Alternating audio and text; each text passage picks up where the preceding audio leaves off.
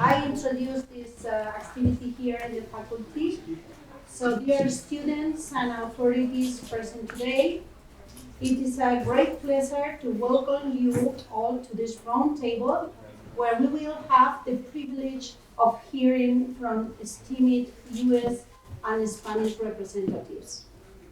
This is an exceptional opportunity for all of us to engage with experts in energy and learn from their experiences. I hope that the invited speakers will capture the sense of the birthplace of parliamentarians and the heartbeat of a city with an enormous historical and cultural heritage. I also hope that the enthusiasm, effort, and commitment to this project will open the door to future collaboration with the University of León. As students of this university, and especially for those that came from economics, you have chosen a field that has an immense value in shaping our world. Energy is critical in policymaking and can affect everything from national security to international trade. Participating in this roundtable demonstrates your interest in understanding the intersection between economics, energy, and security. The presence of distinguished speakers from US and Spain is a proof to the importance of this activity, but also the topic. Their views will provide a unique perspective on the challenges and opportunities involved in managing a country's economic and security. We are honored to have them here today and look forward to hearing their reflections. I want to thank our guests for taking the time to meet with us, and I also want to acknowledge the support of the local authorities and the University of León and this faculty. And of course, I want to thank you, the students, for your participation and your interest. Your presence here today is a testament to your commitment to learning and growing as future professionals. I hope that this activity will be informative and engaging for all of us, and that it will be inspired to you in a continue studying with passion and dedication. Once again, welcome, and I wish you all an enlightening and productive discussion. Thank you all. The floor is yours.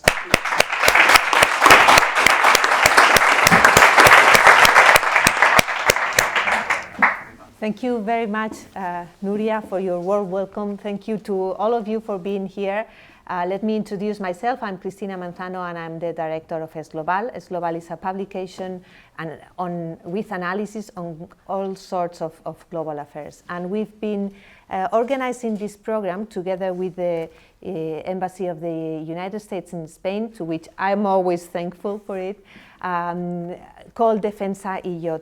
A couple of words about it. What we aim with this is to spread the culture of defense among university students here in Spain. Why? Because as you may be very well aware these days, security and defense are critical for our lives, especially in democratic societies. We need to be well informed. We need to know what are the threats out there, in here, that challenge our well-being, our way of living as democratic citizens. And those threats go very much beyond military issues. We will be speaking about military issues today, certainly, because we are in the middle of a war in Europe.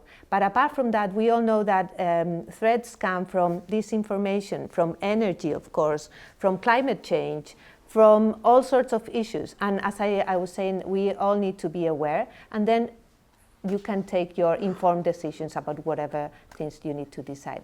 So it's a pleasure to be here. It's a pleasure. Thank you again to the Universidad de León for partnering this program. Before I pass the floor to our speakers and I introduce them, let me remind you that this program has two legs. This is the first of them. The second one is the competition. I invite you very eagerly to participate in this competition. You have all the bases in S Global, and you know that the winner will be participating in a tour trip to Brussels to visit NATO headquarters and to have contact with other people related to security in Europe. And you have an opportunity there. There is a winner per university, so I want to invite you to participate in there. Turning to our speakers, to our guests, thank you very much for being here, you both.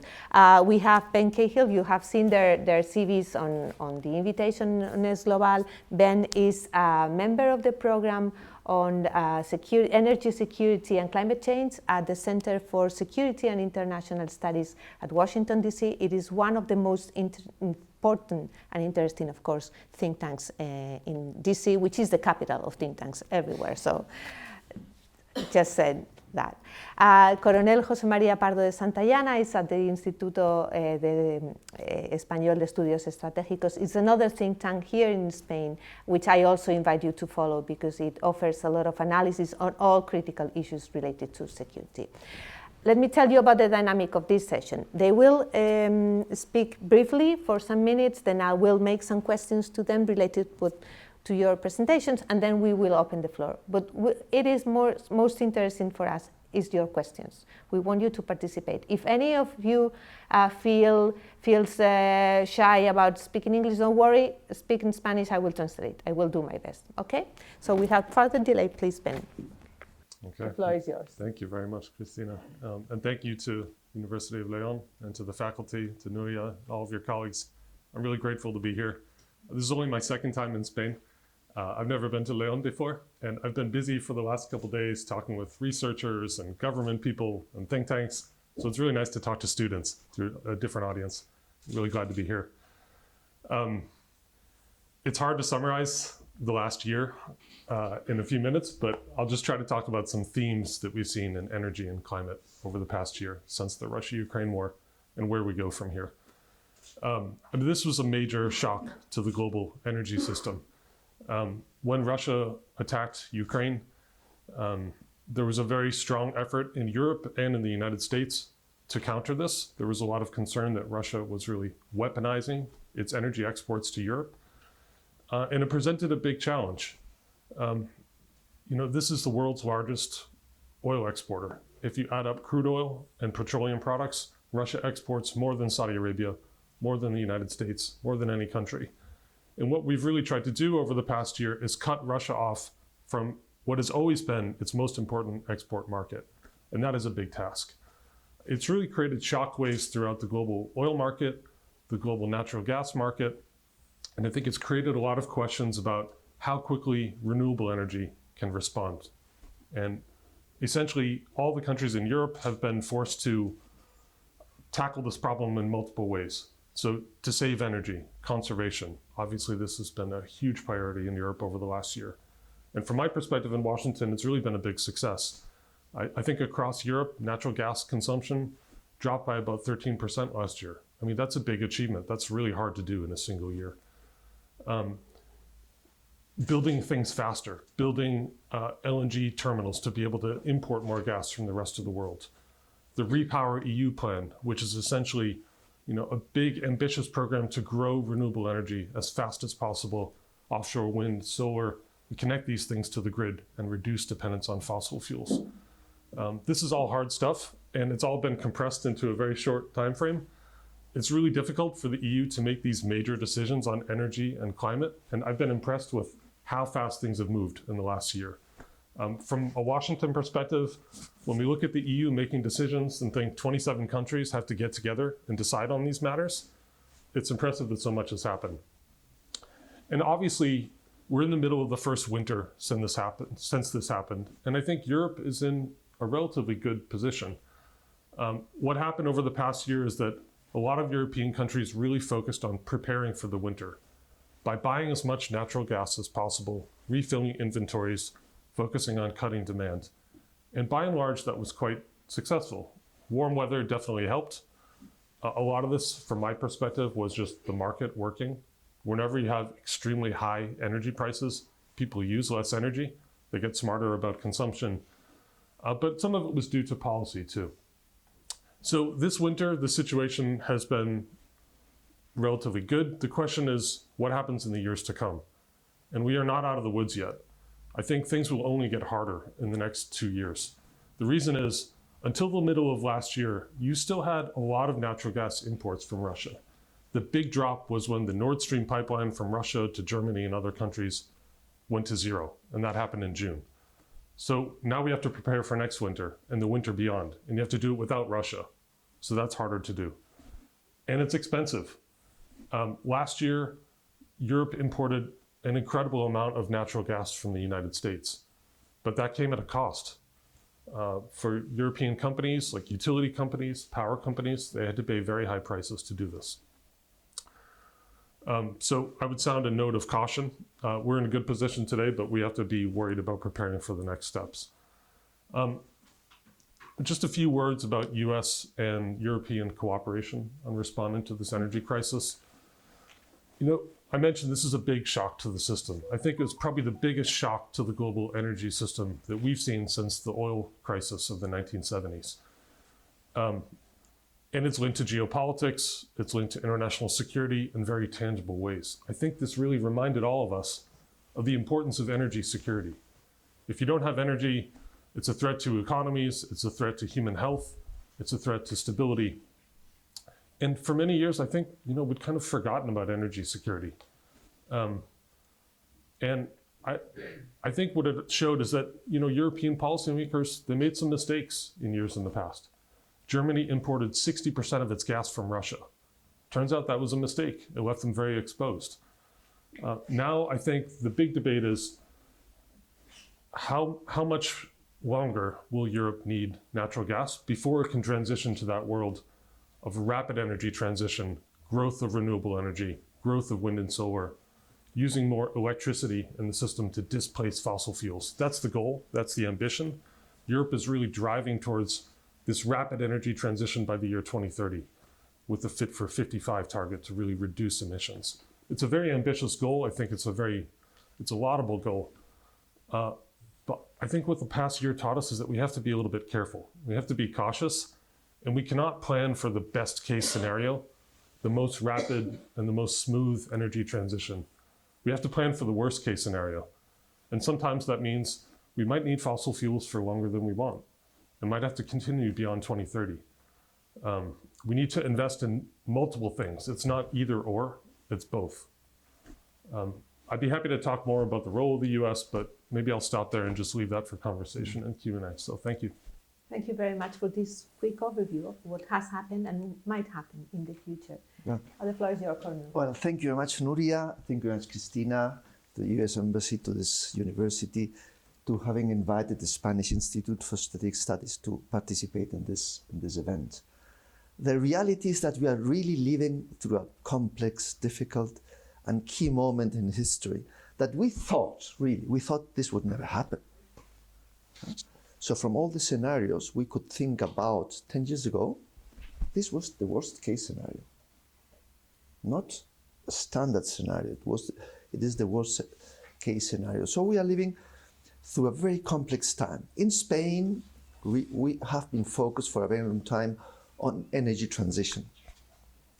And the reality is that if I'm looking in 2 decades, I think that Spain will be in a good position, both in energy terms and in energy security. So from now on, in 20 years, I see things reasonably well. And I think this time in history, Spain has a privileged position. So we are a country that we have good conditions, if you think in a world where we have gone through an energy transition. But the path from today until then, could be 20 years, could be 30 years, for Spain and for Europe is really a difficult one. This is what I would like to stress. It will be very difficult to get from where we are to the point that we think we will reach in 2 decades. So the first thing is that we are going through a very complex energy transition. We don't need a war and even a pandemic to have a difficulty to reach this point. So this process of transforming all the energy system is an amazing effort. Probably the greatest effort human beings have done in history, having a project in front to transform their reality. Because if this transition would happen without time pressure, it wouldn't be so difficult. The difficulty is that time is putting pressure on this process. Whenever you do something under time pressure, it is more difficult. And if you look this from a perspective of security, it is always a problem to do something under time pressure. So because normally what you do is, in energy securities, you see the processes, you see the difficulties, and then you adapt so that these processes are secure. If you put pressure on time, then it's more difficult to follow with energy security. So we have already something which is very important for us and for the world, but we know it would be difficult. But we are going not just through this process of transforming the energy system in the world, and specifically in Europe and in Spain. We are going through a geopolitical transformation full of tensions and difficulties. And there is something that could be obvious, but it is not. The geopolitical powers are today the energy superpowers as well. So all the nations that are competing at the geopolitical level are now the key players from the perspective of energy. So United States is the greatest producer today of oil and gas. It is true it's not the main exporter because it's a huge market. So most of this production remains in the United States. But the United States is leading many aspects from energy. Think about the shale revolution. This was really transforming the energy system. This happened in the United States. So the United States is a very key player in all the energy system. Development of technologies, producing gas and oil. We are receiving in Europe enough gas today because of the United States. Mm-hmm. Without the United States, without this transformation in the United States, we wouldn't have all the gas we need in Europe. Then we have Russia. It was already said. It is not the main producer, but it is one of the main producers, together with the Middle East and specifically of Saudi Arabia. Together, Middle East, Russia, and these are producing oil and gas for all of us. So production is very much concentrated in one region and two powers.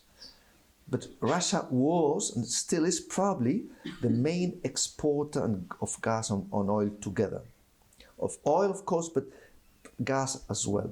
So it is a key player. It has a great influence on the world. And now Russia is transforming all its export system. It is still exporting, but now it is exporting to other countries. In the case of oil, which is easier to transform trade, it's exporting to China and India at lower prices. And then we have China. China is today the key player in all the technologies and in the production related to clean energies. So if Russia represents the past in terms of energy, China represents the future in terms of energy. And not only it's today producing more elements needed for this transition than any other part of the world, it dominates the minerals needed for this. So the future of energy depends a lot on what's going on and what will happen in China. And we know that Russia and China have a strategic partnership against the United States and the West. So we are in the middle of a very strong confrontation between these two nations and the United States. And the bad news is that every year that passes, this relationship is worse.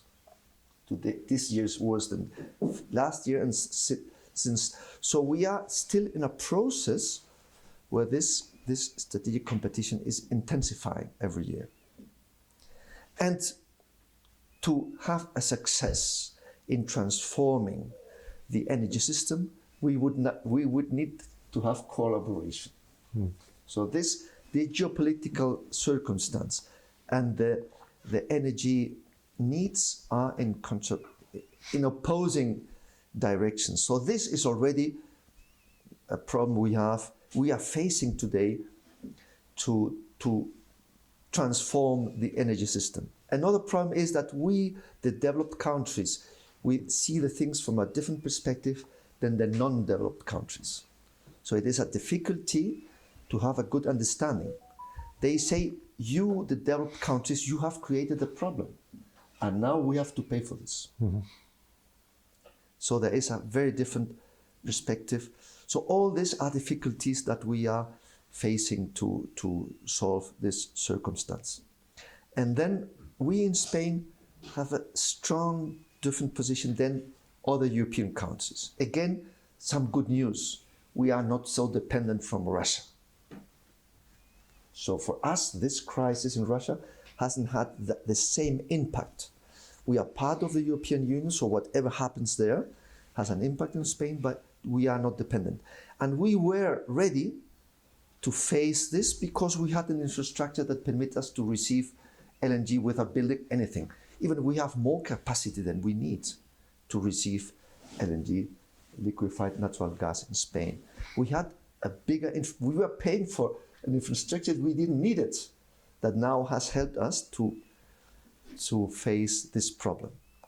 But when we are looking at both things, geopolitics and energy, from a Spanish perspective, we are not just thinking about the difficulties that are coming from a war in Ukraine. We are very much concerned with what's happening on the south of Spain, just in front of us. We have a strong confrontation between Morocco and Algeria, and we have an energetic dependency from Algeria, and the future of Spain in energetical terms depends on our position in between Africa and Europe. So we are facing many things simultaneously, and we'll see what will happen. This is my introduction. Thank you very much. You both raised many issues. I'll touch upon some of them, and then we'll open the floor. First of all, let me take a step back and please share with us, what do we understand by energy security? Are we only talking about access to energy? What are we talking about? Yeah, it's a good question. I think people mean different things when they say energy security. You know, in the United States, there's this paranoia about gasoline prices. If you're sitting in the White House, high gasoline prices cause panic. So I think to many people, energy security just means prices. You know, we want low prices. And whenever we have increased energy costs, politicians get nervous. So that's one lens on energy security. A more meaningful lens, I think, is to think about having diverse suppliers, not depending too much on one country. And you often hear this term in the energy sector called the energy trilemma. And that means that people want availability, affordability, and sustainability, right? You can think of it as a triangle. It's really hard to get all three. And the challenge is you usually have to sacrifice one to get the other two. I think a big question in the past year has been, how does this question of sustainability fit with the other two pieces? Because there's so much panic now about getting sufficient energy supplies and where you get them from, that the sustainability, the environmental impact has come into question. And from my perspective, unfortunately, what usually happens is people sacrifice the sustainability part and the environmental impact, the emissions impact of this energy use. Because priority number one is to keep the lights on and to get sufficient energy. But you know, I think what this past year has highlighted is the real importance of having diverse energy suppliers, not depending too much on one country or one region, because geopolitical changes happen. Wars and political revolutions happen in different countries. Sometimes you have bad political relationships. You need a series of energy relationships that can help you survive a crisis in one place or another. And from my perspective, the mistake that some countries made in Europe, as I mentioned, was that they were just too dependent on Russia. No one could imagine this kind of dramatic scenario where, you know, Germany had to evolve from 60% of its gas supplies coming from Russia to zero. And so far they've done it successfully, but that's not a happy story. That's not something you want to repeat. So it's reminded us of this need to think about the energy trilemma and also think about diverse suppliers. Thank you for the explanation. A couple of examples, you mentioned Germany before as the most paradigmatic example of dependency on Russia.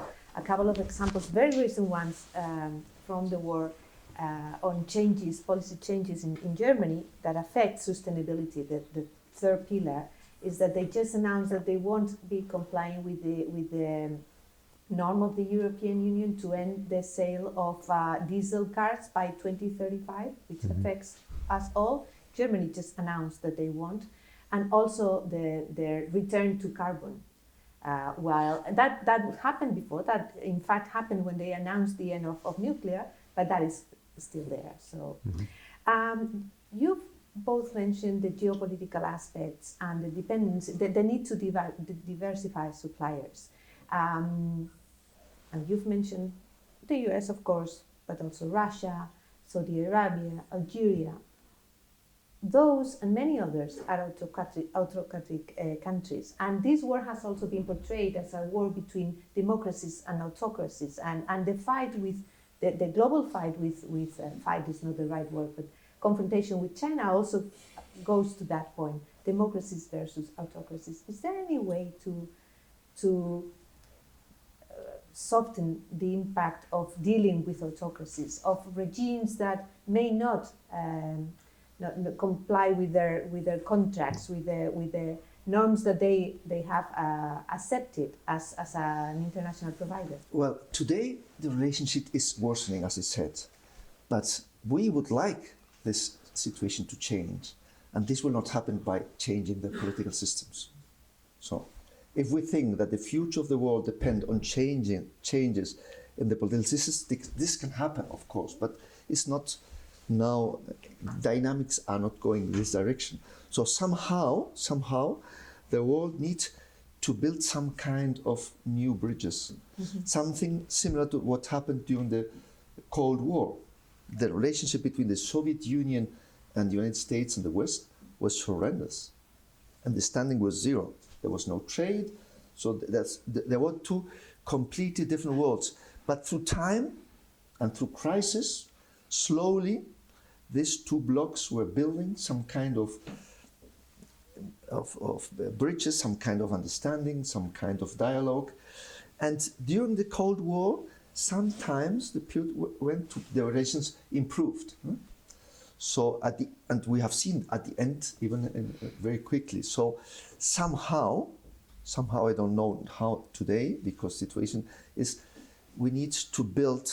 Because if we don't build this kind of dialogue like Helsinki or something like this, we will go just into a worse planet. So we need to have some kind of understanding.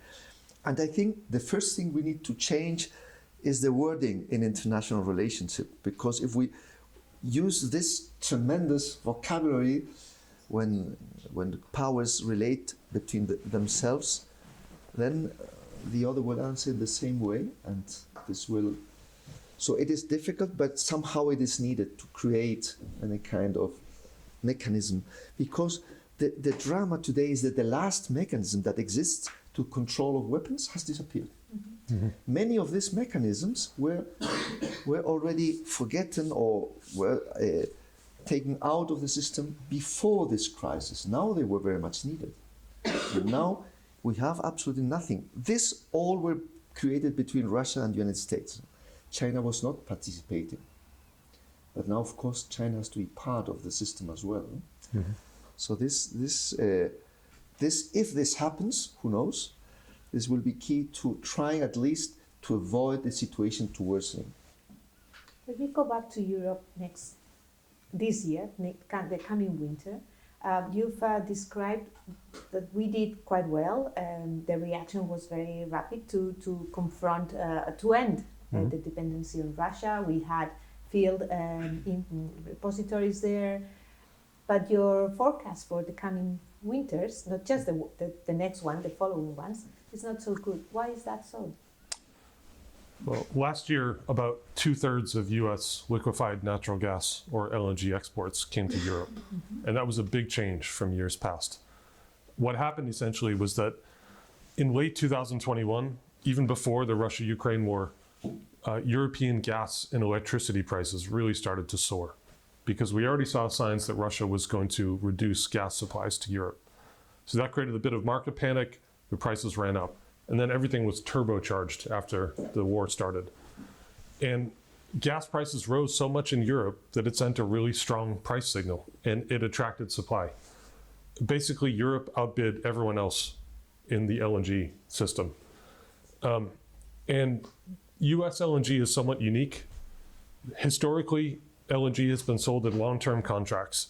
It's very expensive to build all the terminals you use to produce it, and then to take it at the other end and regasify it, send it throughout the system. It takes years to do it, it's very costly. Typically, it's been done through long-term contracts. So you have a seller and a buyer.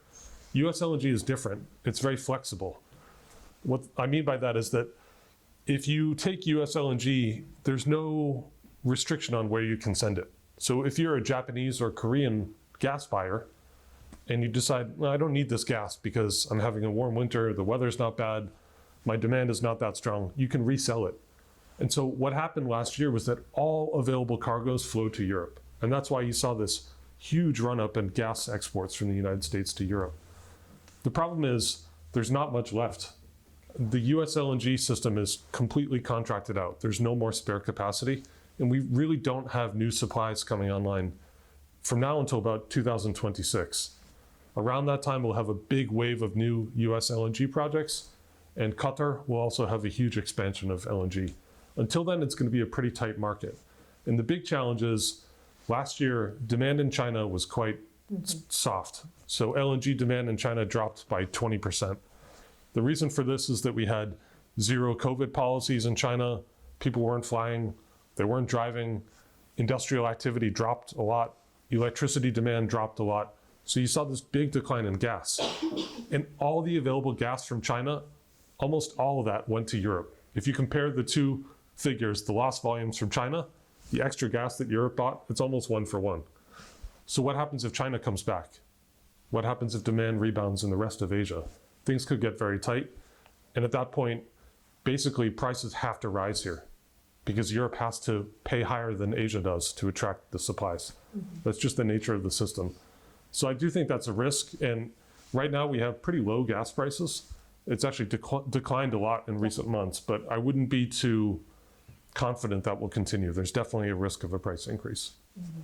Thank you very much. And you also mentioned that we in Spain are not in that bad position because we depend more on Algeria than we did on Russia. Now we buy more gas from Russia, by the way, but we've been also buying a lot of gas from the US precisely because we have that infrastructure. However, our current relationship with Algeria is not the best one. It's not the best one. Due mostly to our changing policy or apparently changing policy towards Morocco. What can we expect from that? The situation now is acceptable, but it can worsen. And one of the problems we face is that Russia could work to make things more complex in our south. In fact, this is a policy that Russia has used in many places, destabilizing a region so that it has an advantage. There are 3 countries that have this kind of policy as a tool in its foreign policy and strategic policy, which are always nations that confront by far a stronger opposing force. It is the case of Pakistan, Iran, and Russia. These 3 countries, when they do not dominate the situation, they prefer to destabilize a region than to have the region under control of the enemy, of the rival. This is what Pakistan has done systematically in Afghanistan, and this is what Iran is doing around in the Middle East. So the option that Russia, that has a very strong position in Africa now and to the south of Spain, could use this kind of strategy of destabilizing one region, could happen. And the tensions between Morocco and Algeria, we don't know if this will happen, but we have to think in a possible scenario, which is this same confrontation between autocracies and, well, I wouldn't say Morocco exactly a democracy, but being to the south of Spain. And let me ask you a very naive question. Being Russia as it is, with a war, with problems in its economy, also because of the sanctions, even if not so much as we would have liked, with the mobilization of the people and so on. How do they still have the resources to destabilize, to work in other countries? You don't know to have a lot of money to destabilize a country. You have the Wagners already there. Yeah. So it's if the war goes for a long time, we can expect things like this to happen. We know that very long wars have always terrible surprises. The first Soviet-Afghan war came with Al-Qaeda, right? Mm-hmm. And the war in Iraq came with Islamic State. So my perspective, if we have 6, 7, 8 year long war in Ukraine, probably we will see something happening in Africa. This is more probable than not to happen. Some kind of confrontation in this area. And the area is ready for this. Mm-hmm. So you don't need to have a great imagination to destabilize the region. Okay. And you've also mentioned that part of the oil that doesn't flow to Europe is going to China. Mm-hmm. But it's more difficult with gas, isn't it? Because it needs other kind of infrastructure. You've also mentioned that China is now buying energy from Russia at a lower price. But what can we expect of this future relationship? We've heard these last months that they are very good friends and they intend to be better friends in the future. What can we expect from this energy relationship between Russia and China and the other countries? You've also mentioned India, for instance. Is that the way out for Russia? Yeah, to take a step back, in December of last year, the EU embargoed all crude oil by tanker from Russia and imposed a price cap and said, if you don't buy oil below $60 a barrel, you cannot get ships, insurance, financing, trade finance, all these things you need to make oil flow by tanker around the world. And they did the same for petroleum products in February of this year. So those are things like diesel and fuel oil. And that was a big challenge for Russia because, as I mentioned before, Europe has always been Russia's premium export market. Close to 60% of its oil and products went to Europe. So what it's had to do is send all that to Asia. The two big buyers that have emerged, as you said, are India and China. In 2020, India bought almost no oil from Russia, close to zero. In recent months, it's been more than 1 million barrels a day. In China, the amount was already very significant, both by pipeline and by tanker, but it has risen there as well. So much more oil from Europe is now flowing to India and China, and some of it is flowing to the Middle East as well, which is a new dimension. This is a big challenge for Russia. The embargo and the price cap mean that it has fewer buyers, and those buyers have a lot more leverage. If you only have two big buyers, when you sit down at the negotiating table, those buyers have a lot more power over your prices, right? Another interesting thing that's happened, and it's a new phenomenon in the global oil market, is that a lot of Russian oil trade has gone dark. Mm-hmm. So instead of being at risk of this G7 and EU system of squeezing Russian revenue and using their dominance of the nuts and bolts of the global oil trade, they said, I'm going to buy my own tankers and I'll provide my own insurance and I'll use all my domestic companies to move all this trade outside the reach of Europe and the United States. And it's become very murky. We don't really know who owns the tankers. We don't know what price is being paid for the freight and insurance. So two things have happened. One, Russian revenue has definitely dropped. The whole concept of the embargo and the price cap was to keep the market well supplied, but drive down Russian revenue. For every barrel of oil it sells, decrease its revenue. And that has been successful, but Russia's been quite clever at finding alternatives. And you often hear the discount of Russian crude. The often reported figure is that Russian oil sells for about $30 a barrel, below the global average. It's actually not true, because a lot of the prices that you hear are misleading. They're doing funny things with freight and insurance, and a lot of money is being made on the side. You've got lots of new traders and intermediaries, people in the United Arab Emirates and elsewhere that are helping this oil flow around the world. So there is a revenue impact, but it's definitely not as much as the US and EU would like. The big question for me is, do they crack down more? And do they try to squeeze Russia? If there's evidence that the system is not really working, how do they dial up pressure and compliance and go after companies that are doing this trade? And we're starting to see signs of this. I think the US government is pressuring more countries in the Middle East about this and trying to choke off that trade. But it's a big challenge. You know, ultimately, I think the market is pretty clever. Traders are very greedy and very smart people, and they find a way around these things, and that's what's happened in recent months. Now that you mentioned pressure, and this will be my last question to both of you. One of the things that we found out in this crisis is that we thought we had reason on our side, because there is a country which has invaded another country, which has violated its territorial integrity, and so on and so forth. And we expected most of the rest of the world to be with us, and we have discovered that that is not the case. And many countries say this is not our war, this is something organized by the West, this is, as you were saying before, this is, we are now paying you are to blame for things that also affect us. One of the major issues is the food security crisis, also due to the lack of oil for fertilizers and so on. Not just because most of the grain comes from out of Russia and Ukraine, but also because of the role of oil in fertilizers and so on. What kind of world can we expect from now on? A more fragmented one. We still are in a globalized world because of all this interconnection, so we cannot break this reality. But we thought we were building a world that was getting closer in every aspect, in worldview, in ideology, in trade. Trade is very smart and they solve this. Traders have no problems with ideologies. But the worldview of the different parts of the world is very different. Now, when we ask the Africans, why are you not participating? They have a very easy answer. Do you remember Rwanda? Do you remember what happened during the genocide? Nobody did anything to help us. It happened as if nothing serious was happening in the country. So now you are so much concerned because in Rwanda, they died in a month, the people that die in Ukraine in a year.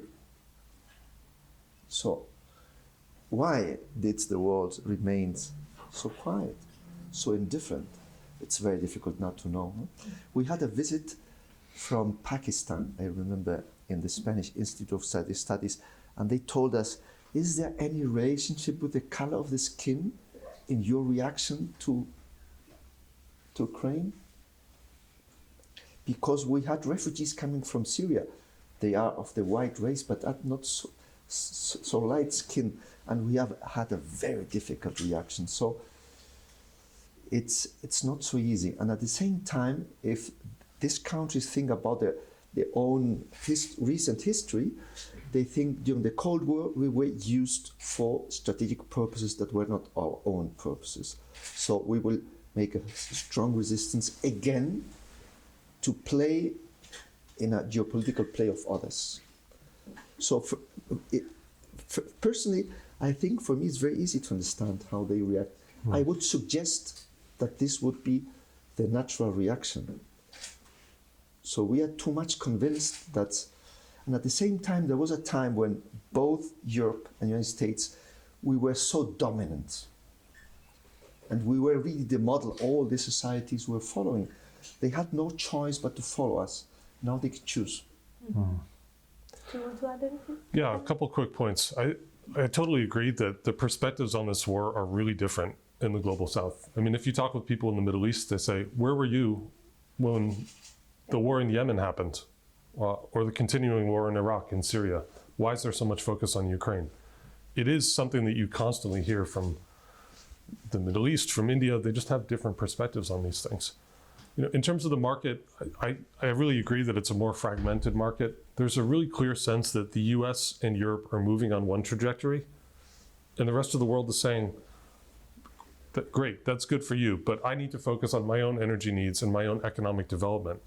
And I have to meet those needs first. So when it comes to climate targets, sustainability, reducing emissions, the Global Climate Conference, the COP conferences that happen every year, the biggest climate gathering around the world. The distance between the developed and the developing countries over energy and climate issues, I think, is only growing. There's a real disconnect that's happening. In terms of managing the market, I think one thing that's important to keep in mind is in the United States, we had this shale oil and gas revolution, and we had this massive growth in oil and gas production. And a lot of people ask themselves, what is the geopolitical benefit of this? And there's this growing confidence in Washington that we're not so dependent on the Middle East anymore. We don't rely on so many oil imports from Saudi Arabia and other countries, and we can have more freedom to do what we want. And I think it's led to this closer cooperation between US and Europe on energy supplies, but also to some overconfidence. We're still linked to the global market in the United States. We're the biggest oil producer in the world, the biggest gas producer in the world. We are now about to be the largest LNG exporter in the world. We export crude oil and petroleum products, but we also import all those things. And so prices and market conditions in the United States, we're still linked to the rest of the world. I think policymakers in the US are trying to grapple with this idea of what it means to be a big energy exporter.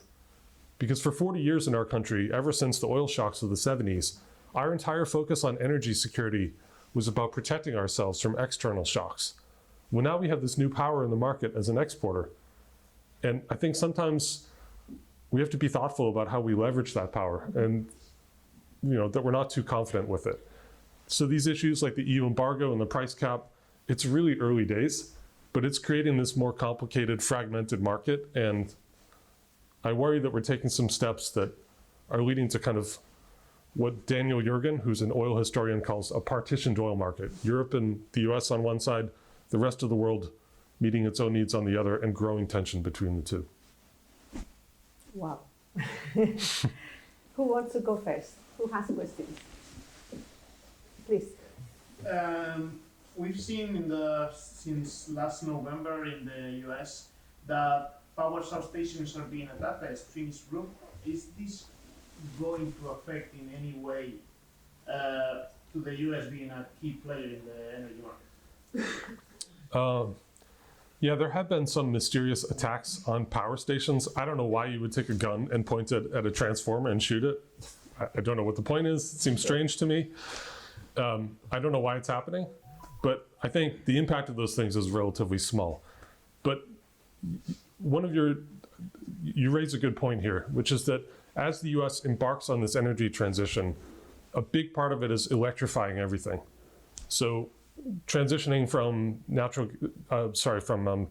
gasoline vehicles to electric vehicles, using more heat pumps in our homes, rooftop solar, basically displacing fossil fuels with electricity. And there's a big challenge to the whole electric grid in the United States about security, protection from cyber attacks, how to accommodate intermittent sources. So in the next decade or so, managing the power grid in the United States is going to be a big challenge. Maybe we'll have those one-off incidents, but there's a bigger issue at hand here. And the same thing is going to happen in Europe, by the way. As you grow the share of renewable energy, and maybe you reduce the role of nuclear and natural gas, which are kind of like stable, firm supply, it does create challenges in managing the grid. Thank you. Any questions here? Please. What role should the US play in the energy crisis in Europe, in your opinion? I mean, the US is playing a critical role in helping meet European energy demand. Imagine the situation that Europe would be in today without US LNG. I know many Europeans are not happy with the prices that you're paying.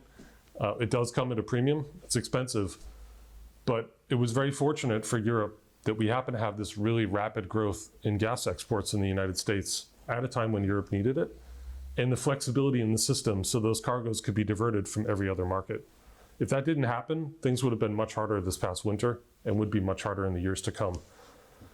I think another critical area for US-Europe cooperation is trying to figure out how do we meet our immediate energy needs while still accelerating this energy transition and the shift away from fossil fuels. And there's a big challenge there. Financing projects, maintaining security of grids, as we just talked about. adding more wind and solar to the grid, building out battery storage, investing in low carbon fuels like hydrogen, for example. We have to do all these things simultaneously, and it's a big policy challenge, it's an economic challenge, it's a security challenge. And I think this is an area where there's been really good cooperation between the Biden administration and the European Commission. So I've been encouraged by what's happened in the past year, but there's a lot more work to be done. We might talk later about the caveats to the Inflation Reduction Act and European companies, but there was another question here. What is the role of China in all of this situation? Apart from that, artificial intelligence, we have a race right now on who owns the artificial intelligence between, well, mainly China and US. It has something related with energy supply, artificial intelligence, I mean. You want to take that? Well, now this is the big question: the relationship between China and US, and as I said, it is worsening every day. We thought we wouldn't have a war in Europe, and we have it. Huh? So we thought there would be not a war in Asia, but we could have it as well. So now something that was out of the radar now is something. I think that this bad relationship is not related with energy, not in a direct way. Huh? There is always this obsession in China that US could cut the Malacca Strait, and this could affect trade of energy and everything. So this is part of its geopolitical, we could say, paranoia. Huh? The idea that they are constrained by geography. Huh? Because one characteristic that has both revisionist power, both Russia and China, is both countries are constrained by geography. So both have a kind of security paranoia. And this makes them more aggressive compared to a country that has no geographical constraints.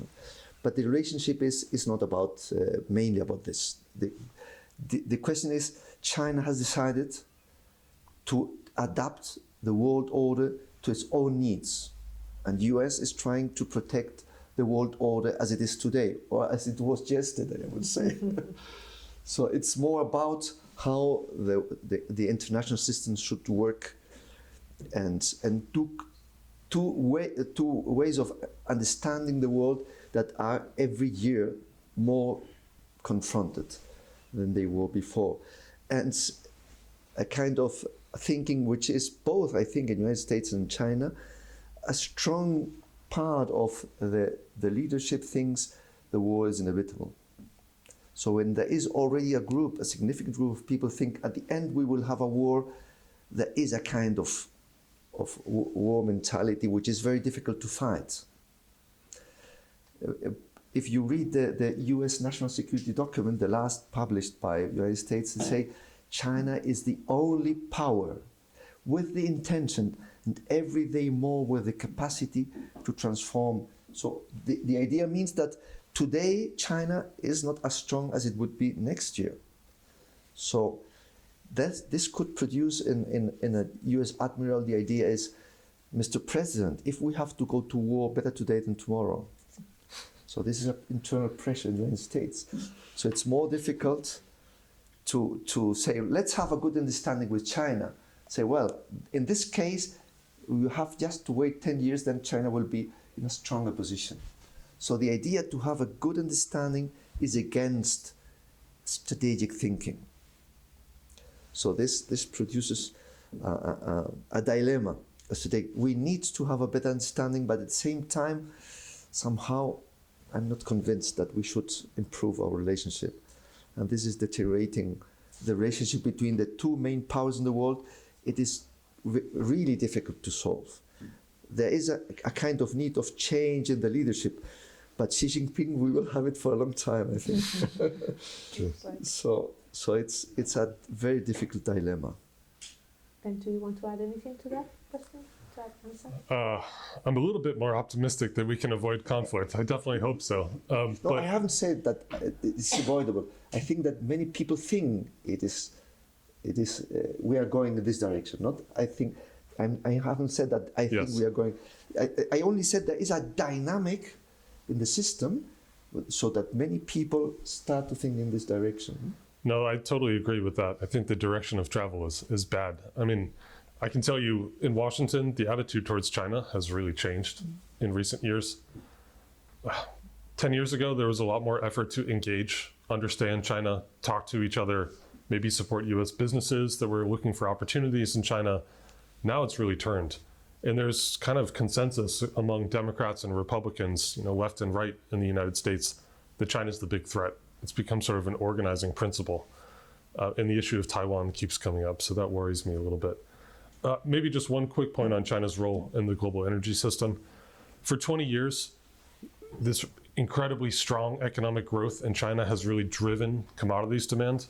We had what was called a commodity super cycle back in the 2000s. Such strong growth in China that they were using everything: oil, gas, coal, tin, rubber, every kind of commodity you can think of, which led to high prices. It's still a key growth area for oil and natural gas. It's still using a lot of coal in the power system, unfortunately, which creates a lot of emissions. But its rate of growth is starting to taper a little bit. We're probably going to have 5% growth, not the 10% or 7% that we had in years past. And it won't be as dependent on commodities. So from the perspective of the big oil producers in the Middle East or in Africa, China is still their critical export market. It's the growth area along with India in the world. And so those relationships are extremely important to them. And the Chinese government thinks a lot about security of supply and different suppliers and tries to build up that relationship. It is changing in some significant ways. The last thing I'll say, one surprising thing, despite all the tension between the US and China, is China is the biggest buyer of US LNG. It signed the most contracts. There was an enormous number of contracts signed for US LNG last year, and Chinese buyers were the most active. So somehow it continues. It's sort of a pragmatic approach so far. Thank you. Silvia? First of all, thank you for your intervention today. It was a pleasure to hear more. Concerning to my question, I would like to know your opinion about the role of the nuclear power in this era of transition, now that it has been finally considered a green energy by the European Commission. I think some countries are starting to reconsider the role of nuclear. So in Japan, in 2011, we had the Fukushima incident. That led to a lot of reactors being shut down, and it's been very slow to come back because it was very controversial. That attitude is starting to change a little bit. We're likely to see some reactors come back. In Europe, it's been a really difficult conversation in France, in Germany, in Belgium, as you know. In some countries, I still think the outlook is not very bright. I mean, the Green Party in Germany does not want to extend the life of those reactors, and they keep resisting it. In Belgium, I think the attitude has been a little bit different. The challenge, I think, moving forward for nuclear is that it's really expensive to build. It takes a long time, and it is a regulatory nightmare. So it's not a quick solution. I mean, it's probably going to take 10 to 15 years to build a standard size reactor. There is a lot of excitement about building what's called small modular reactors, smaller in scale, faster to build. You can deploy the same equipment in different places and drive down costs.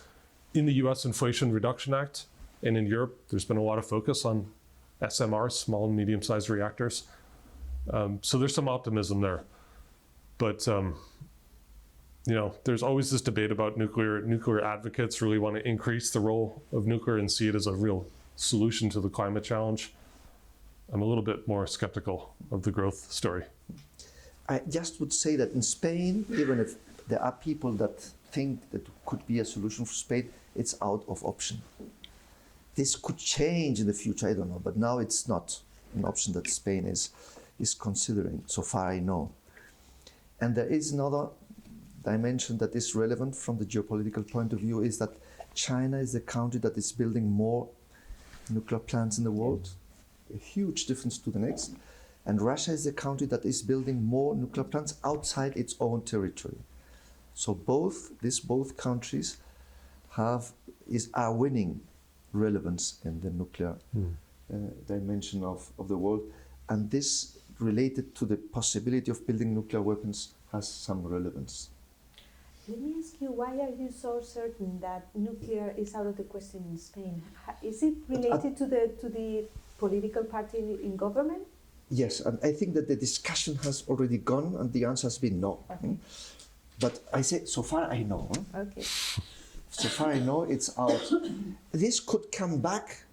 Yes, it can come back in some years. But today, there is, so far I know, it's not. There is no project today or this option, and I think in the Spanish left, the conviction that we shouldn't go in this direction is strong enough. So it would be very difficult to have a consensus. But you can probably have better information than me. No. No, it's also related to the time it takes to build new plants and to the time it takes to close old plants. And once that process is started, it cannot be reversed, at least easily. More questions? One here and the other one there. What could be, Yeah, please. And What we'll would take be both. What could be in the near future the influence of China and Oriental world about cultural and language ambits? Can we take Not only economics. Sorry. One more question? Yeah, we take the other question and then you answer both. Yeah. I would like to focus this question on electric vehicles specifically. Do you think that in the US nowadays the strategic interest in the energy transition weighs more than the economic interest towards the big diesel vehicle companies, which is still electric vehicle? Yeah. Who wants to go first? Both will. Yeah, I'll answer the question about electric vehicles. There are three key markets: China, the EU, and the United States. China is by far the largest, massively larger than Europe and the US. I think in recent months, about 60% of new vehicle sales in China were EVs. So we tend to underestimate how fast electric vehicles have penetrated in China and how much they've driven the cost down. In the United States, I think last year it was about 6% of total vehicle sales. It's probably going to reach 10% this year. So it's at a much lower base, but it's growing really quickly. A few years ago, it was like 2%. The critical thing to watch is, I guess, two things. One is the plans of the automakers and where they're headed. And two is the policies and regulations on stopping sales of gasoline vehicles. I have a friend who's an energy analyst who says CapEx is destiny. If you look at where a company is spending its money, you know the future, because they're not going to go back, right? All the automakers have so many plans to introduce many different models and to phase down internal combustion engines by the year 2030, 2035. So that's the future that we're headed towards. It does raise some real challenges, right? How can we meet all the electricity demand from this huge growth in electric vehicles? How long the vehicle fleet is going to stay with us? This doesn't happen quickly. You can change, the rate of sales of electric vehicles, but you still have a lot of cars on the road that will be with us for a long time. Many people keep their cars for 10 years or more. So you might have rapid growth of EVs in the US, but you're not going to see a very fast decline in oil demand or gasoline demand as a result. That takes time. In the Inflation Reduction Act, the big climate bill from last year, there were huge tax incentives for people to buy electric vehicles in the US. The maximum tax benefit you can get is $7,500 reduced of the cost. So it's going to create more demand. As we produce more of the stuff and we produce more batteries, the cost will decline because we'll have economies of scale. So, it's definitely going to grow. But I think in terms of the ultimate impact on oil demand and emissions, again, it's probably going to take 10, 15 years before we really start to bend the curve down. Yes, I completely agree. And I would say that it requires building infrastructure. So this will require time as well. And at the same time, it requires a mining that adapts to the needs. Yep. And this will, so if it would be possible to get it quicker, we wouldn't have the resources, the mining resources we need to do this. So it has started, it will take time, probably a bit more time than we would like, but it will happen. Things will adapt. So it is started, but at the same time, as I said at the beginning, and you have given us this idea clear, this will happen in one part of the world, not everywhere in the world. So we will sell the old cars to the Africans. We will use for a time, and they will continue using them before they end this, because it will be possible to have the infrastructure and everything there done at the same time. So things will take time. In general, I think things will take more time than we would like, in this field and in other fields. Huh? What about the... And about China, Yeah. well, I think that it will be difficult to China to have a strong cultural impact in our societies.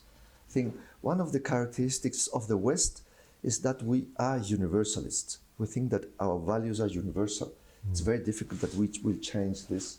So we'll stay very much related to our own value system. Another thing is if China will have an influence in other parts of the world. And there I think, yes, that China will have a cultural impact in other, because at the same time then we are reluctant to any kind of cultural influence from China. The other part of the world have this anti-colonial feeling. So this is helping China. So in the same time that we have a very positive opinion of ourselves, not everywhere they have the same opinion of ourselves. Yeah. Let me give you an example of Yes. this, how difficult it is for China to insert its influence, its soft power at the end. I use an example of two movies. One is Chinese, it's called Wolf Warrior 2, and it was the most watched and the movie that sold the most number of tickets in China when it was released a couple of years ago. It was massive, and they expected to have the same impact abroad, and they didn't. It is too Chinese. It is like Rambo. It is that sort of movie, you know, with an operation in Africa and soldiers and a hero that goes there to save everyone and so on. And it tells how good Chinese people are and how they worry and how strong and macho they are. So Yes. it's very macho type Yes. of movie. But it didn't have that influence because in many other countries it was perceived as too Chinese and we didn't buy it. The other movie is called Crazy Rich Asians. You can watch it in the platforms. And it's about this society of new wealth people in Asia and their values and how they live. It's very eccentric. It has been released everywhere. It has been watched everywhere. It portrays a different kind of society in Asia. What happened? It is an American movie. It is a movie made in the United States with Asian actors, with Chinese, with actors from China, Chinese origin. But that is how difficult. You know, one, your country knows how to use soft power. The other one is still learning how to do it, and it will take a lot of time. I totally agree. The set of values is not that easily shared by the rest of the world. Sorry for this. Who wants to? Well, another question here. First, sorry, but my question is going to be in Spanish. Quería conocer su opinión acerca de la energía térmica, de las centrales térmicas, ya que, bueno, como hemos hablado, en Alemania se están reactivando estas centrales y aquí en León tenemos un caso de un pueblo muy cercano que había una y la han destruido, por así decirlo. Plantas que se nutren de carbón, ¿verdad? Sí. Yeah, he wants to know your opinion about thermal plants using coal. Yeah, I mean, one unfortunate consequence of the past year is that a lot of countries couldn't afford gas and had to burn coal. This is what happened in South Asia. So in Europe, you had a lot of difficulty paying high gas prices, but the countries that really struggled are Pakistan, Sri Lanka, Bangladesh, Thailand. They just couldn't afford those gas prices. And unfortunately, it meant that they burned more coal in their power systems. Even in Europe, you know, I think one consequence of not having gas available is that people turn to coal because you have to keep the lights on. Nobody wants that. I don't expect that it's going to be a long-running picture where coal is going to have this big comeback around the world. But definitely the phase out of coal has been much, much slower than Europe wanted. You know, I don't think the future for coal is particularly bright in Europe, but in Asia, it's a real challenge. I mean, you have in some countries like India and Indonesia and China, very abundant, cheap coal reserves. On the other hand, you have natural gas They don't have much of it. They have to import it. It's really expensive to import LNG from around the world and use it in your power system. That's kind of the most expensive form of energy. And then you have renewables. So the question is, can you increase the role of renewable energy fast enough to displace coal? Or does gas have to do the work? And I think in general, the whole picture in Asia of gas displacing coal hasn't worked very well. It's not been very successful. And that's a big challenge. I mean, it's a big challenge for emissions targets for a lot of these countries. And it's one of the reasons why, a lot of policymakers in places like Thailand, Vietnam, Indonesia, they're more cautious than Europe because they say, look, my people can't pay these high energy costs and we need electricity. So my priority is to provide that electricity however I can. And in some cases it's coal. So those are the regions I think we really have to pay attention to how fast we can get rid of coal. Europe, the direction of travel is pretty clear, right? We want to do it as fast as we can.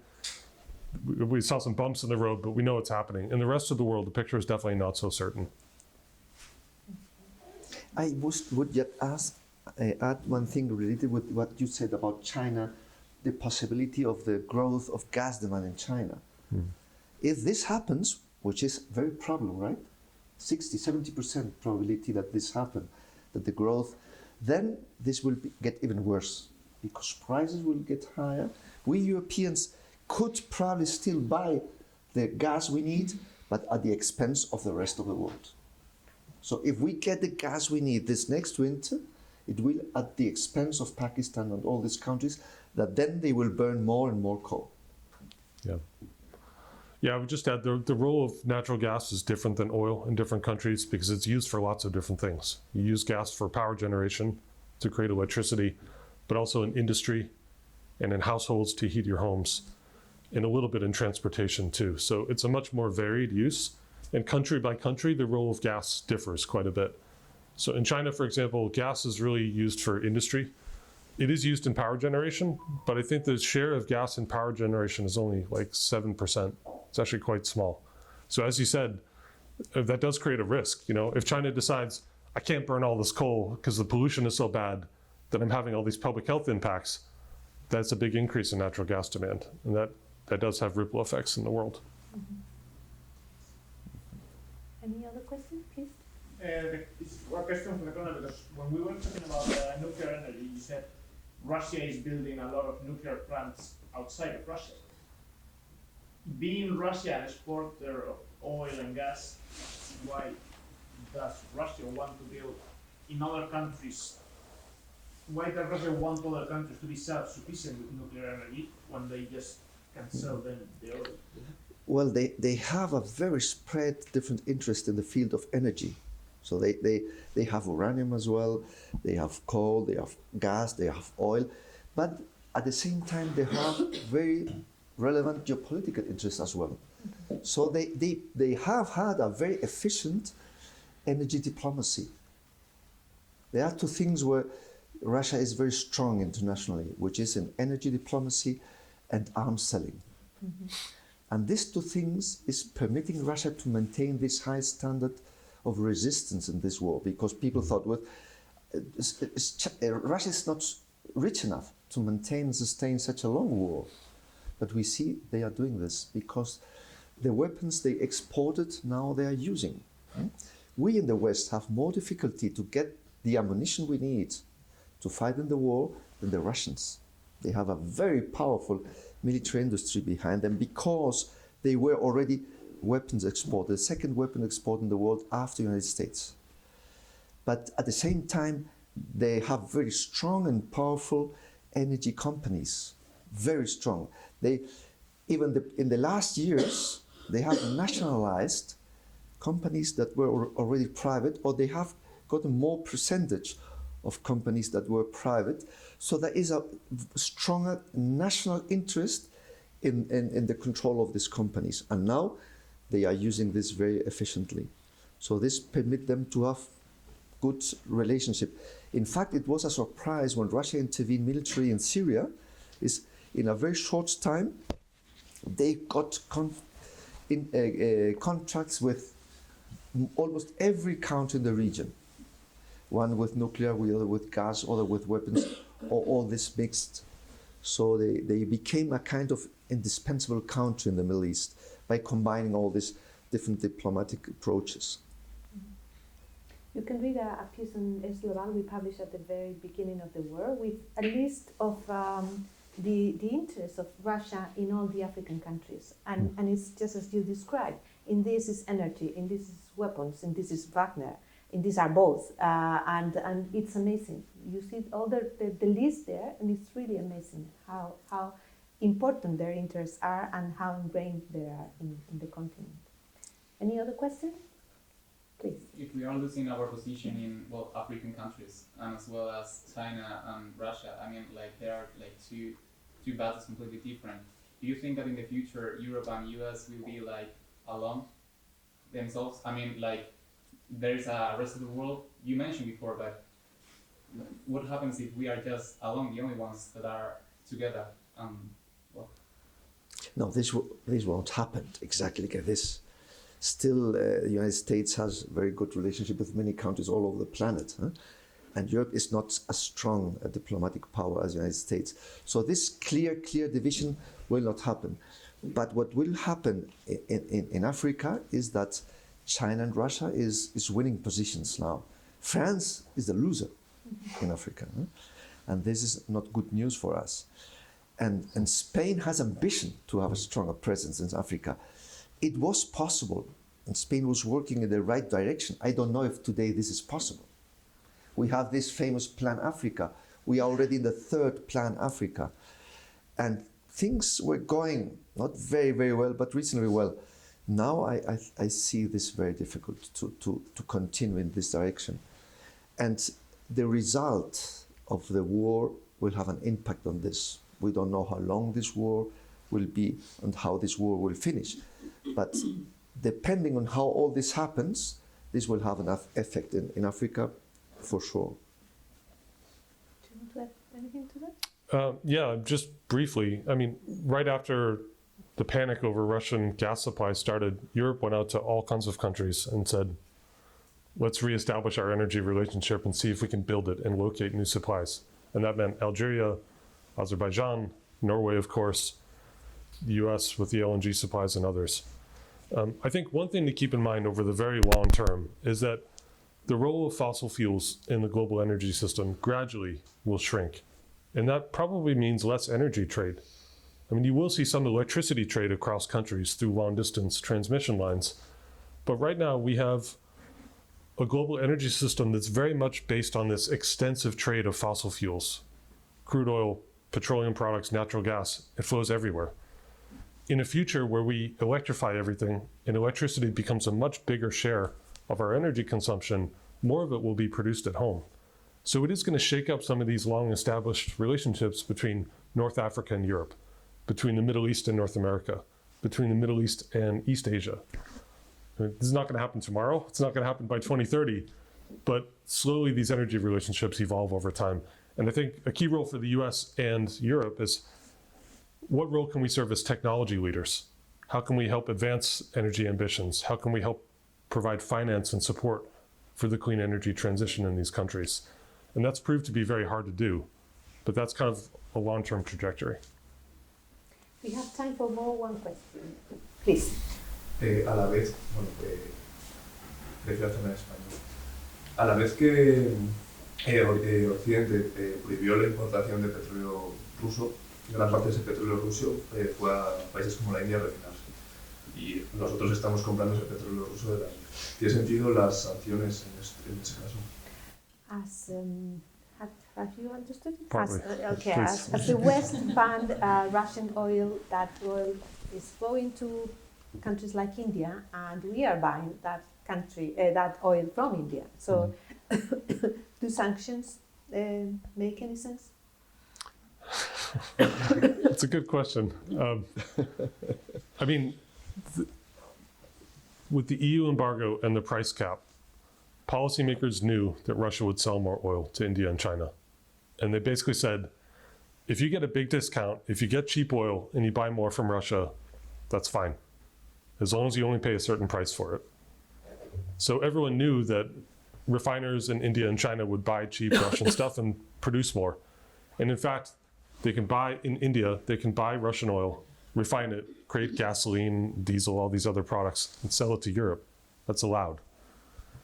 The whole goal is to drive down Russian revenue. That might change in the future. Maybe there'll be a new sanctions regime, but that's the way it was designed. It's sort of like the way it's supposed to work. What's happened is that it's just introduced a lot of inefficiency, economic inefficiency into the system. Flows don't go around the world based on pure economics anymore. It's based on adapting to these rules and regulations that the US and EU have created. And it adds costs. And over time, if it continues, if this war lasts for a long time, which is quite possible, it changes energy relationships too. So in the short term, we saw that sanctions and all these policies were having a positive impact on Russia. So Russia had greater revenues because of oil and gas than before the war. This finished in December. From December to Russia is starting to lose a significant part of its revenues. So a third of their revenues are today less. They have receiving now in January, I think, 1/3 less revenues than they had before the war, in total, by this export.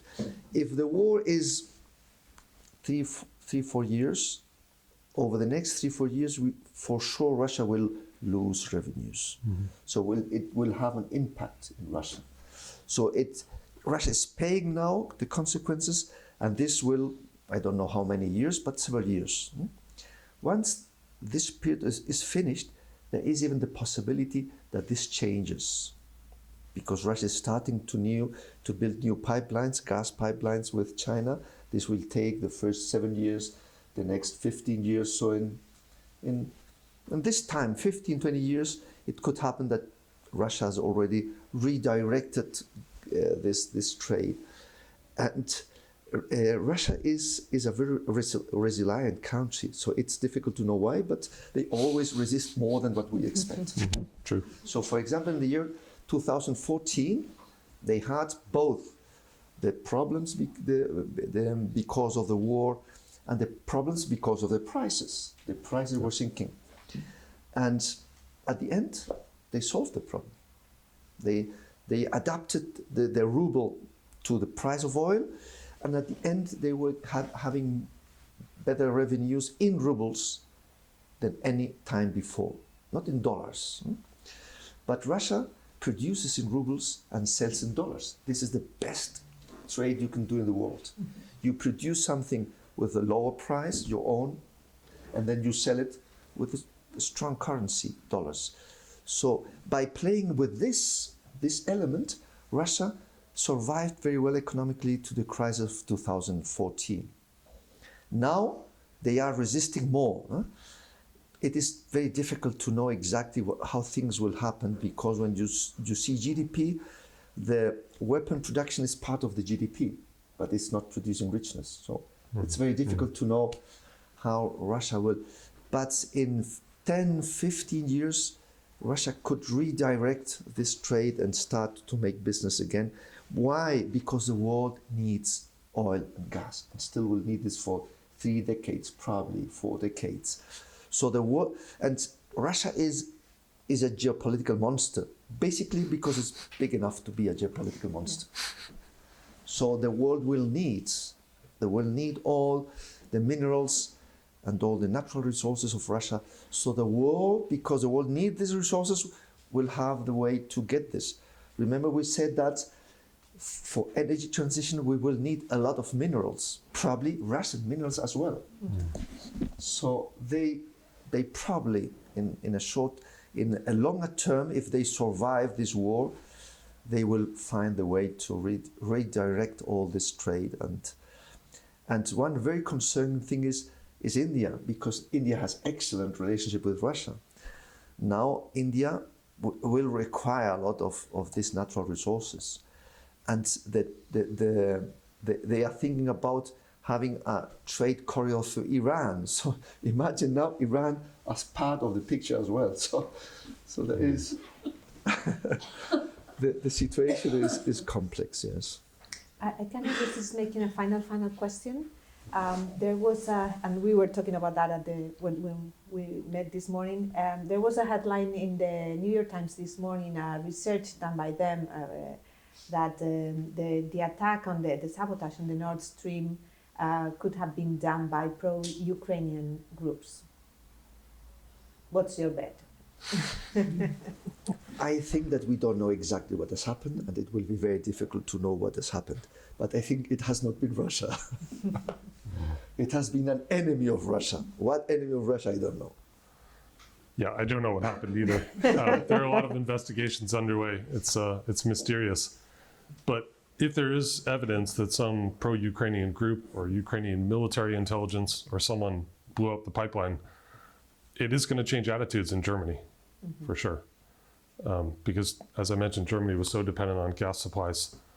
The fact that this pipeline was blown up, potentially by people with support from Ukraine, if that is the case, I don't know if it's the case, but if it is, it could potentially undermine support for Ukraine. I think that's a concern. The headline also said that supposedly the Ukrainian government didn't know anything. So that is to counter that. Anyway, I just have to ask you for a big applause. It's been so interesting listening to you, and thank you very much for sharing your knowledge, insights with all of us. Thank you. Thank you very much.